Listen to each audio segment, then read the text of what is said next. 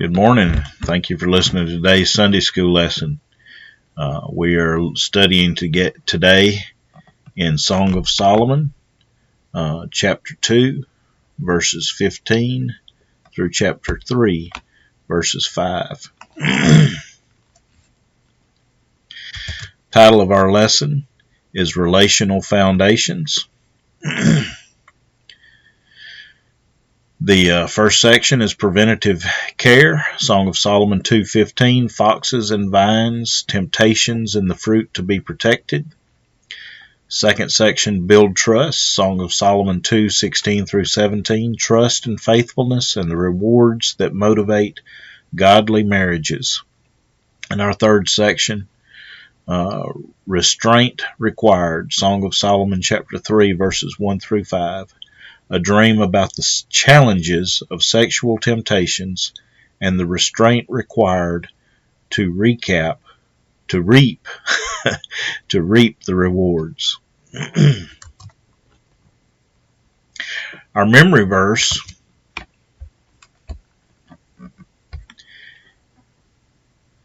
is 1 John 4:19. We love him because he first loved us. And our key doctrine is man. God created humans, male and female, as the crowning work of his creation. The gift of gender is thus part of the goodness of God's creation. Genesis 1:26 through 27, and God said, "Let us make man in our image, after our likeness, and let them have dominion over the fish of the sea, and over the fowl of the air, and over the cattle, and over all the earth, and over every creeping thing that creepeth upon the earth." So God created man in his own image. In the image of God created he him, male and female created he them.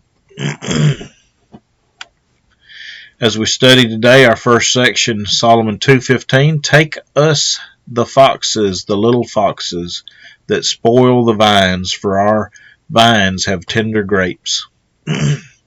Are the foxes a good thing?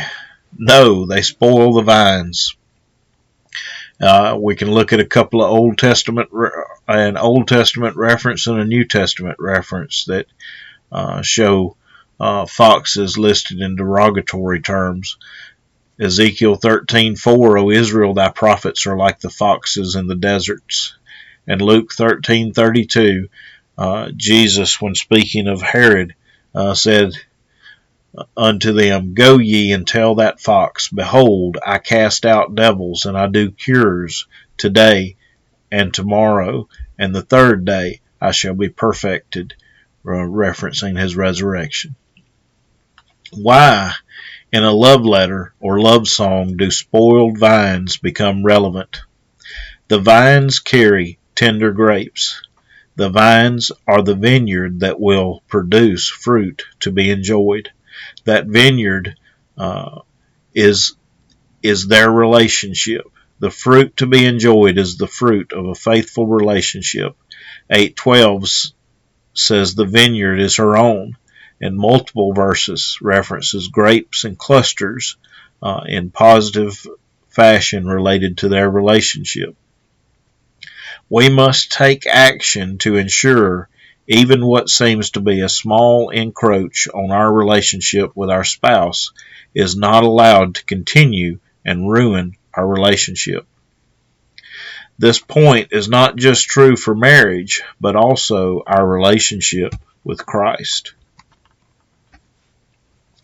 Moving to our second section, Build Trust, verses 16 through 17. My beloved is mine, and I am his. He feedeth among the lilies until the day break and the shadows flee away.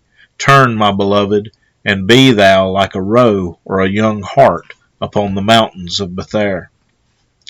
What is the implication of verse 16? Preceding verses use lilies to represent people. So he feedeth among the lilies indicates he is surrounded by other women during his daily activities. There is trust in their relationship. Looking at the first part of verse 16, it says, "My beloved is mine, and I am his." This indicates she is confident that she has no reason to be jealous because she is his lily and he is hers. Verse 17 is tied to the thought in verse 16. My thought is that this is a reference to the motivation of their faithfulness to each other, none other than looking forward to the day they will be together. And in our third section, restraint required, Song of Solomon 3, 1-5. By night on my bed I sought him whom my soul loveth. I sought him, but I found him not.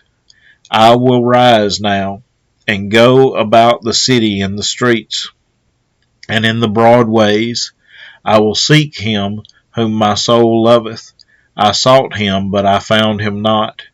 The watchmen that go about the city found me, to whom I said, Saw ye him whom my soul loveth? It was but a little that I passed from them, but I found him whom my soul loveth. I held him and would not let him go, until I had brought him into my mother's house, and into the chamber of her that conceived me. I charge you, O ye daughters of Jerusalem, by the roes and by the hinds of the field, that ye stir not up, nor awake my love, till he please.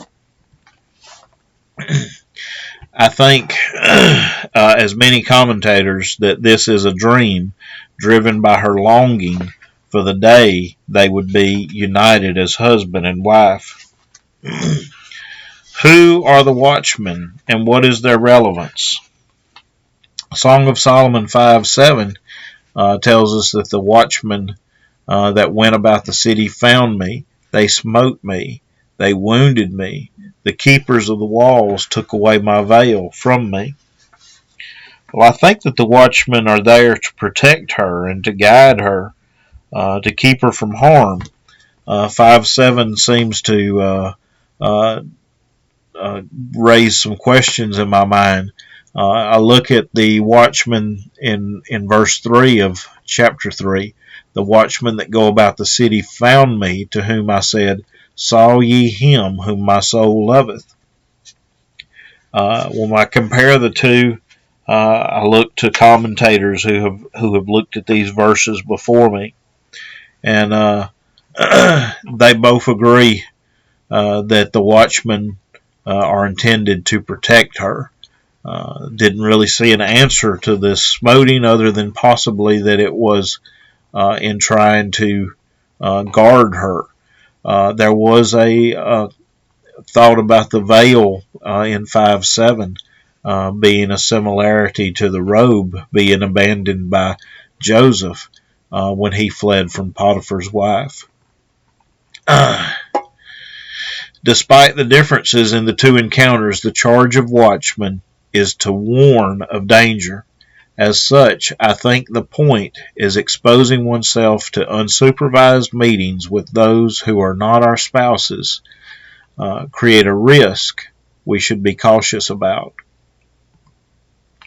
And that made me think, there's somebody that was famous in our day for that, and it became to be adopted as the Billy Graham rule.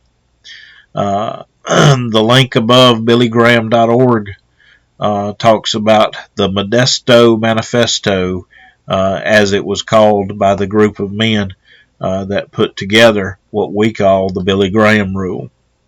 It's called Modesto because of the location that they initiated it. Now, I only thought of the part that we'll cover in a moment, but there are actually 4 rules in the Modesto Manifesto. The other 3 relate to avoiding financial abuse, avoiding an anti-church attitude, meaning not involving the church in activities of evangelism, and integrity in publicity and reporting. So what they spoke about was actually factual and not dramatized. Quoting from BillyGraham.org concerning the item that relates to our passage, the second item on the list was the danger of sexual immorality. We all knew of evangelists who had fallen into immorality while separated from their families by travel. We pledged among ourselves to avoid any situation that would have even the appearance of compromise or suspicion. From that day on, I did not travel, meet, or eat alone with a woman other than my wife. We determined that the Apostle Paul's mandate to the young pastor Timothy would be ours as well. Flee youthful lusts. 2 Timothy 1:22. Continuing on to verse 4, our author, let me find his statement here.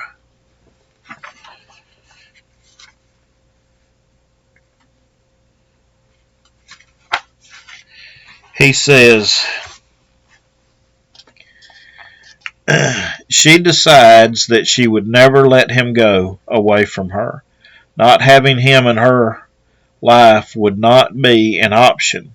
But pay close attention to the fact that she doesn't take him back to her bedroom. Quite the opposite. She brings him to the room in her mother's house in which she was born. By bringing him there instead of her bedroom, she registers her determination to practice restraint. She's not going to give in to her eagerness to be sexually intimate with him. That kind of intimacy is reserved for marriage. I'm in disagreement with our writer on that point, not on the implications of the point, but if we look at Genesis 24:67, and Isaac brought her into his mother's Sarah's tent and took Rebekah, and she became his wife, and he loved her, and Isaac was comforted after his mother's death. Looking at that passage, I think this is a reference to the consummation of their relationship, so it is therefore a reference to their wedding night. Remember that this, I believe, is a dream, and so as we look at this dream, she wakes up, she goes into the city streets, which would be dangerous, and obviously that would be completely inappropriate to be done at night, searching for her bride, her husband to be. So considering all that, then I think this too is part of that dream, and it is a dream that then goes from their betrothal to their separation to their union on their wedding night, and going into the tent of her mother that conceived her is then a representation of that wedding night. Verse 5 ties it together and says that if we look at the watchmen before and they're guarding her sexual purity, then verse 5 is a call to sexual purity that she's then echoing to the daughters of Jerusalem, to wait until the time is right, to wait until their wedding night, to wait until the night when, according to that custom, they would carry them back into their mother's tent, and not to awaken the desires intended for marriage until that night. In conclusion, what makes marriage special to believers? From my point, I would say that marriage provides a home for the raising of children in the nurture and admonition of the Lord. It also provides support. When two walk together, if the one stumble, the other shall lift them up. And finally, marriage is an illustration, and I think it is the greatest illustration that we have of Christ's love for the church. That bond between a husband and wife, that dedication to one another. Christ died for the church, and that's that representation that we have in a marital love. As believers, we know that marriage is a mutual submission, with both caring for the other as for themselves. By God's design, the marriage relationship includes the pleasure of sex. Sex outside of marriage is a corruption and perversion of God's design. It is sin. Our focal text for next week is Song of Songs chapter 5, verses 6 through 16, or Song of Solomon, whichever you prefer to reference this book with. And our memory verse is Song of Solomon 6:1. Whither is thy beloved gone, O thou fairest among women? Whither is thy beloved turned aside, that we may seek him with thee? And our key doctrine will be the Christian social order, and you can learn more about that at sbc.net/BFM2000/BFM2000.asp. Scripture text 1 Corinthians 6:18 through 20. Thank you, and we'll talk to you later.